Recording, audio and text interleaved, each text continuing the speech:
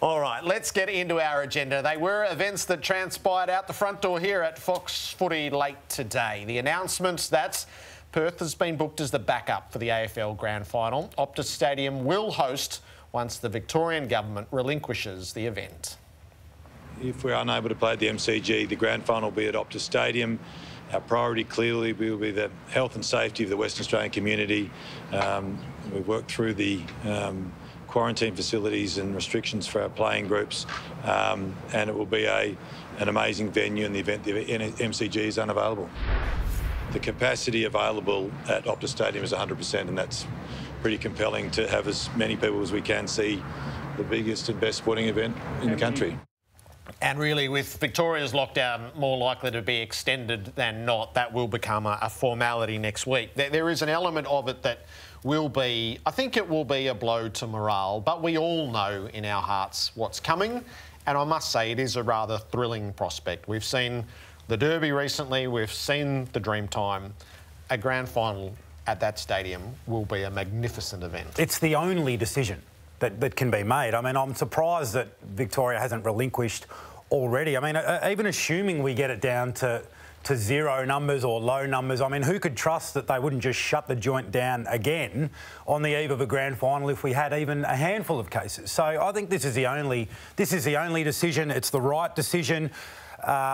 Optus Stadium and the people of Western Australia excelled in their audition, which was the Dreamtime game this year. So I'm so excited about it. I think it's going to be brilliant. And with Adelaide Oval's capacity only at 15,000 at the moment, it just simply can't compete with a full Optus Stadium. So it hasn't even really been a competition. Yeah, well, I mean, the AFL as well, they have a reference point within the same year that they're not guessing as to whether this is going to be a success or not and whether the people will embrace it. So they've got the proof already in the way the Dreamtime game was embraced. And it's not surprising. Perth's a footy crazy city. Yep. We know that. Ironic that the first time in a long time that neither of the two WA-based teams are going to be playing finals. Do you think maybe this is actually a good thing long term, because maybe it's not complacency, but the fact that it's locked into the MCG every year, do you think the people that run the grand final at the MCG and the AFL might look at the way things are done last year and this year, and we might, when the game does return to the G, turn a great thing into something even better? Yes, well, we'll need to slide the time slot for that to be the case. I don't think you can do much more with an afternoon game than how the grand final has presented. So the only creative space is to push back and use the artificial light. So is that what it will look like in Perth? Yes, I think it will be. I think it'll be a twilight game in Perth, which will be prime time on the East Coast, and you'll get that beautiful transition from late afternoon through dusk and into the evening, and the cup will be presented under light. So I think that's the way that it's headed. So the nighttime grand final as a spectator last year, were you pro that? Yes, I absolutely loved it and was a bit surprised to be in such a strong minority, but I'm happy in that minority. I found that the lack of time to revel in it post.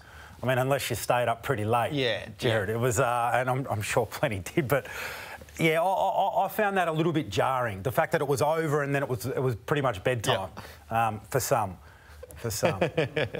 Not you though, Jared. You're a 5 a.m. man, I reckon. September 25 remains the date. Now, this is interesting from the perspective is if everything lined up and if we didn't have disruptions, that's a big if. Yep. But let's use that. And everyone is gathered in Perth ahead of time. Does September 18 come into play? Should they take the booking for both days and make a decision just ahead of the prelims to play through rather than hang around for an extra week? Yeah, I mean, if the players are there, we're assembled and it's not compromising the preparation in any way. I mean, we know how quickly things can change. So much can change in the space of a week. I think get it played as soon as we possibly can.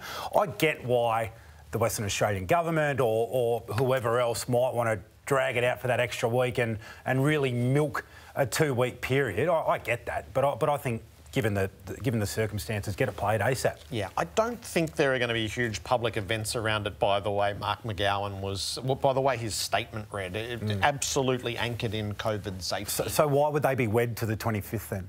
Because I think that's the fixed date for the moment. It just wouldn't surprise me if you booked both dates and what do we say? Agile and flexible, just made the decision on the run. Do you know what? We're not going to sit around and test our luck. We're going to play through. So anyway, we'll see how they feel. Still a long way to go. Yeah, that's right. And the biggest if that it's staying where it is with all the safety mechanisms to guard against shutdowns and quarantines and unexpected diversions, which have hit the season almost weekly. Yep. So to think that there won't be some sort of complication from here would actually run against the pattern. Fingers crossed. Yes, fingers crossed.